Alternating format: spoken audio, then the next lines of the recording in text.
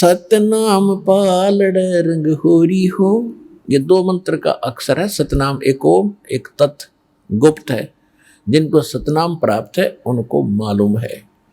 इस दो अक्षर के मंत्र को सतनाम कहते हैं और गरीबदास जी की वाणी में ये दो अक्षर लिखे हैं, लेकिन हम थोड़ा सा इसको गुप्त रखने के लिए सिर्फ सतनाम बोल देते हैं। सतनाम पालड़ रंग होरी हो और 14 लोक चढ़ावे राम रंग होरी हो। 3 लोक पास्यंग धर रंग होरी हो, तो ना तुले तुलाया राम रंग होरी हो। एक होरी नाम का अंग है, गरीबदास जी ने अपने अमृतवाणी में आंखों देखा जो लिखा है, उसकी एक चंद पंक्ति दास आपको सुना रहा है। क्या बताया कि एक सतनाम का एक बार सुमन कर लिया आपने, इसकी कितनी वैल्यू है, कितनी कीमत है। ओए होए। सतनाम एक सिमरण कैसे होगा? जैसे ये 2 अक्षर का मंत्र है, एक मंत्र बाहर छोड़ना होता श्वास के द्वारा और दूसरा मंत्र लेना है अंदर, तो ये कंप्लीट हो गया, एक मंत्र बन गया, सतनाम का एक सिमरण हो गया। और इसको करना कैसे है? जैसे बाहर जब छोड़ते हैं तो उस समय यही ध्यान रहे आपको कि मैं किस नाम का उच्चारण कर रहा हूं। बाहर छोड़ते समय श्वास के द्वारा एक थोड़ा सा जाप होता है, तो उस पर आपका ध्यान रहे। कबीर साहब कहते हैं कि शब्द गुरु चित चेला रे। उसके बाद जब आपको नाम मिल जाए, जैसे गुरु जी के बारे में बताया है कि कहे कबीर तुम चरण चित राखो, जो सुई में डोरा रे। शरण पड़े को गुरु संभाले, जान का बालक भोरा रे। और कहे कबीर तुम चरण चित राखो, जो सुई में डोरा रे। कि अपने गुरु जी के साथ इतने कनेक्ट हो जाओ, इतनी श्रद्धा रखो, जैसे सुई में धागा डाल दिया जाता है तो वो लटकता रहता, उसके साथ ही साथ उसे दूर नहीं हो पाता। अब जो भक्ति के समय क्या बताते हैं कि जो मंत्र गुरु जी ने दे दिया वो गुरु मंत्र कहलाता है, वो गुरु नाम कहलाता है। और सतगुरु नाम नहीं, सतगुरु का जाप नहीं करना, गुरु मंत्र सतगुरु से जो प्राप्त हुआ। जैसे परमात्मा की जो वाणी है इसमें बहुत से सांकेतिक शब्द हैं। वो कैसे है कि कहते हैं हरि सुमरे सो वार है और गुरु सुमरे हो पार। अब यहां गुरु का सिमरण नहीं, गुरु जी ने जो मंत्र दिया है उसको जो सिमरण करते वो पार होंगे। तो गुरु मंत्र होता वो गुरु का सिमरण कहलाता है। अब वैसे तो आपका लगाओ गुरुदेव के अंदर ऐसा हो कि अन्य गुरु और संत के प्रति सौपन में भी भाव नहीं आवे। और फिर जब गुरुजी ने मंत्र जो दे दिया जिस समय तुम जाप करते हो, उस समय आपको, ये राधा स्वामी वाले कहते हैं सुरत शब्द का अभ्यास करते हैं। और अभ्यास क्या करते हैं? 2.5 घंटे सुबह 2.5 घंटे शाम बैठकर ध्यान लगाते हैं, धुन सुनते हैं। ये इनका सुरत शब्द अभ्यास बताया इन्होंने। तरह के जो नाम आपको दिया है सिमरण करते समय उसके ऊपर वो सुरत लगाओ। सुरत मीन चित लगाओ, ध्यान लगाओ। वो शब्द तो गुरु हो गए, जो गुरु जी ने मंत्र दिया है, नाम दिया, वो तुम्हारा गुरु समझ लो और आपके मन को उसका चेला बना दो। जो सुई में डोरा रे, शब्द गुरु चित चेला रे। तो ये शब्द सुरत अभ्यास है कि सिमरण करते समय आपका ध्यान उस सिमरण के जो अजप्पा जाप आप करते हो उस जाप के ऊपर रहे। मैं बाहर कौन सा मंत्र छोड़ रहा हूं और अंदर कौन सा ले रहा हूं, ध्यान ना डगे। अगर ये ध्यान डग गया और वैसे सांस लेंगे उसका लाभ क्या हुआ? तो ये है सुरत शब्द अभ्यास। ये प्रैक्टिस करनी होती है कि नाम पर ध्यान डटा रहे।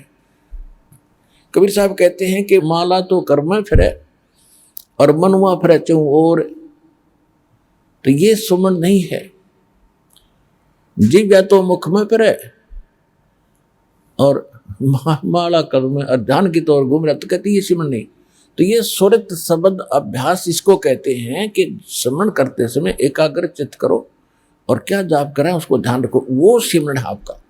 वो चाहे कितनी देर बैठे रहो या चलते हुए कुछ भी आप सोच रहे हो, माला हाथ में ले रहे हैं और वो घूमती रही और उस नाम लेते समय चित्त यानी सुरती नहीं लगी तो उसका कोई वैल्यू नहीं है।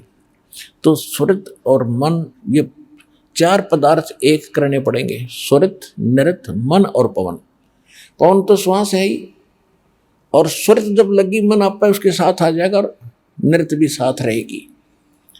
जब हम उस पर चित्त लगा देंगे तीनों ऑटोमेटिक आ जाएंगे। श्वास वो है ही, श्वास तो हमारा आ ही जा रहा है, उसके साथ जब हम उस मंत्र भी बोलेंगे, उच्चारण करेंगे मंत्र का अंदर से श्वास से, तो उसके साथ जब हम ध्यान लाएंगे तो अपने आप तीनों वो साथ आ जाएंगे। सुरत, नृत्य और मन इनका एक इकट्ठा जोड़ा बनेगा और पवन चल ही रहा श्वास।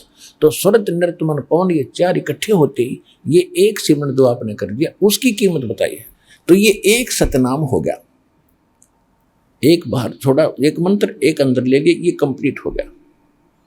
इस विधि से किया हुआ उसकी कीमत बताते हैं कि सतनाम एक तखड़ी के तराजू के एक पलड़े में सतनाम के एक जाप की वैल्यू रख दे, और इस काल के एक ब्रह्मांड के 14 लोक हैं, वो 14 के 14 इसमें रख दे ठाके उनकी कीमत अपोजिट पलड़े में दूसरे में। और 3 लोक ये पृथ्वी, पाताल और स्वर्ग लोक को पासंग रखते। पासंग सौदे में नहीं होती, आप लोगों ने पासंग का नहीं पता, क्योंकि ये हरियाणवी भाषा के अंदर ये जो सूक्ष्म वेद तत्व ज्ञान परमात्मा से प्राप्त, जो भगवान ने कहा ही था कि 12वें पंथ जो गरीबदास होगा उसको मैं दोबारा अपनी वाणी प्रकट करवाऊंगा उसके माध्यम से, है ये सूक्ष्म वेद और गॉड गिवन है। ये गरीबदास जी के हृदय में फिक्स कर दिया भगवान ने फीड, और उन्होंने फिर आगे बोल दिया इतनी सी बात। तो ये हरियाणवी भाषा में है। पासंग दास का जन्म किसान परिवार में हुआ, किसान जाट परिवार में। और हमारे घर जब ये लाला लोग जैसे कोई गेहूं, चने, बाजरा, ज्वार सौदा लेने आते थे तो हमारे पिताजी उसको कहते थे, लाला जी पहले तराजू चेक कराते रही। वो तराजू दिखाता था ऐसे, अगर उसमें कोई अनबैलेंस्ड होता, कोई एरर होती तो उस कणक में थे, जैसे गेहूं तोलने हैं तो एक मुट्ठी गेहूं उठा के और दूसरे पलड़े में डाल दिया जाता था जिसमें एरर होती थी, जो ऊंचा होता था। फिर वो जब बिल्कुल लेवल में आ जाते थे उसको फिर वो कणक उसमें पड़ी रहती थी, वो 10-20 दाने होते थे, उसको पासंग कहा करते थे। उसी साइड में बट्टे रख दिए जाते थे और फिर दूसरी तखड़े से भर भर गेहूं और तोले जाते थे। सौदा तो वो था और वो थी पासंग। वो 4 दाने पड़े रहे, उनका कोई वैल्यू नहीं थी। वो चाहे धनी का जाओ चाहे लाला जी का जाओ, उनका कोई वैल्यू नहीं थी। तो जैसे हम यहाँ एक छोटा सा सरपंच बन गए, फिर सोचते हैं चेयरमैन बन जावा, और फिर सोचे MLA बने, फिर मंत्री बने, फिर मुख्यमंत्री बने, जब बात बने प्रधानमंत्री बन जाए तो काख पीटा, और स्वर्ग के राजा बन जाए तो कहना है कि है। परमात्मा कहते जिसके पास ये सतभक्ति है, कबीर सब जग निर्धना, धनवंता ना कोय, धनवंता सो जानिए जिस पर राम नाम धन होए। अब आप कितने के धनी हो, ओए होए, आपके पास कितना धन एकत्रित हो रहा है। एक श्वास का सिमरण जिसने श्रद्धा से कर लिया उसके पास कितना धन हो गया। एक छोटे से टुकड़े के राजा को हम बड़ी महत्व देते हैं, पूरे इंद्र का, स्वर्ग का राज और ये पृथ्वी का राज और पाताल लोक का, ये तीनों तो पासंग के बराबर भी नहीं है। जिसको इस दास से और ये सतनाम प्राप्त हो गया, जिसने एक भी सिमरण ढंग से कर लिया, और बाकी करोगे तो करना है कि उसकी तो कीमत होगी कितनी, अंडरस्टूड है।